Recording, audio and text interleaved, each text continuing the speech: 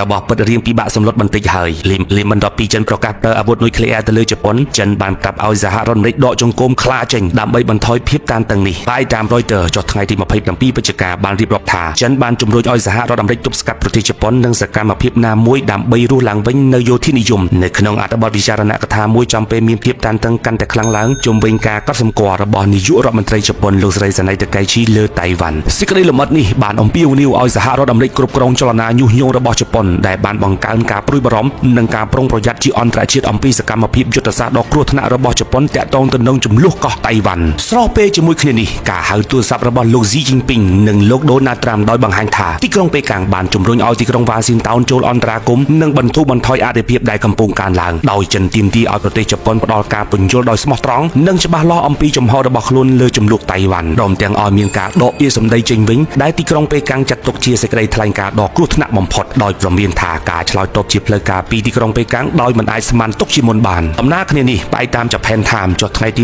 27វិច្ឆិកាបានបញ្ជាក់ថាលោកដូណាល់ត្រាំបានណែនាំអ្នកស្រីសានីតាកៃឈីឲ្យបន្ថយនៃការដំឡើងសរសៃករឿងចំនួនតៃវ៉ាន់និងជៀសវាងការញុះញង់ប្រទេសចិនអំពីអធិបតេយ្យភាពរបស់តៃវ៉ាន់ការហៅទូរស័ព្ទនេះបានកើតឡើងភ្លាមបន្ទាប់ពីលោកស៊ីជីនពីងបាននិយាយជាមួយលោកដូណាល់ត្រាំអំពីការទាមទាររបស់ចិនលើតៃវ៉ាន់ដោយសង្កត់ធ្ងន់លើឋានៈដែលតៃវ៉ាន់ជាផ្នែកដ៏សំខាន់របស់ខ្លួនក្នុងសណ្ដាប់ធ្នាប់អន្តរជាតិក្រោយសង្គ្រាមដំបូន្មានរបស់លោកត្រាំទៅកាន់លោកស្រីសានីតាកៃឈីគឺមិនច្បាស់លាស់ទេមិនច្បាស់លាស់ត្រង់ថាតើការបន្ថយសម្លេងនោះគួរសំដៅទៅលើការដកសេចក្តីថ្លែងការណ៍ទាំងស្រុងឬគ្រាន់តែផ្លាស់ប្ដូរសំនៀងក្នុងការនិយាយជាសាធារណៈតែប៉ុណ្ណោះមន្ត្រីជប៉ុនយល់ថាសារនេះគួរឲ្យព្រួយបារម្ភព្រោះវាបង្ហាញអំពីបំណងប្រាថ្នារបស់លោកត្រាំក្នុងការជៀសវាងការប៉ះទង្គិចលើតៃវ៉ាន់ដែលអាចធ្វើឲ្យបន្ថយភាពតានតឹងនាពេលថ្មីៗនេះខណៈពេលដែលសហរដ្ឋអាមេរិកកំពុងសម្របសម្រួលកិច្ចព្រមព្រៀងសេដ្ឋកិច្ចដូចជាការទិញទំនិញផលិតផលកសិកម្មរបស់ចិនពីសហរដ្ឋអាមេរិកជាដើមក្រោយមកលោកស្រីសានីតាកៃឈីបានរាយការណ៍ថានេះគឺជាការសន្ទនាដ៏អស្ចារ្យជាមួយលោកត្រាំដែលបានសង្កត់ធ្ងន់លើទំនាក់ទំនងជិតស្និទ្ធរវាងសហរដ្ឋអាមេរិកនិងជប៉ុនហើយអាចអនុញ្ញាតឲ្យជប៉ុនបន្តពង្រឹងសមត្ថភាពយោធារក្សានៅតែដូចដើមគួរបញ្ជាក់ផងដែរថាចាប់តាំងពីថ្ងៃទី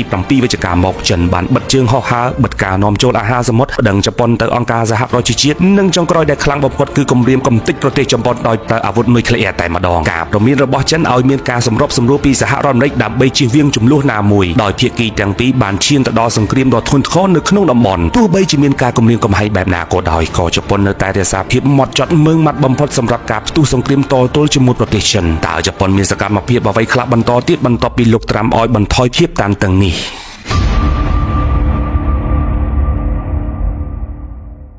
ជំនាញផលិតមាតិកាចម្រុះដែលមិនអាចមើលរំលងវគ្គពិសេសសម្រាប់ប្រិយមិត្តដែលស្រឡាញ់និងចូលចិត្តបង្ហាញចំណាប់អារម្មណ៍លើបណ្ដាញសង្គមដោយចាប់ផ្ដើមចេញពីថ្ងៃនេះតទៅជាមួយកញ្ចប់តម្លៃពិសេសប្រិយមិត្តនឹងទទួលបានការបង្កើតខ្លឹមសារដ៏សំខាន់មួយជារបស់ខ្លួន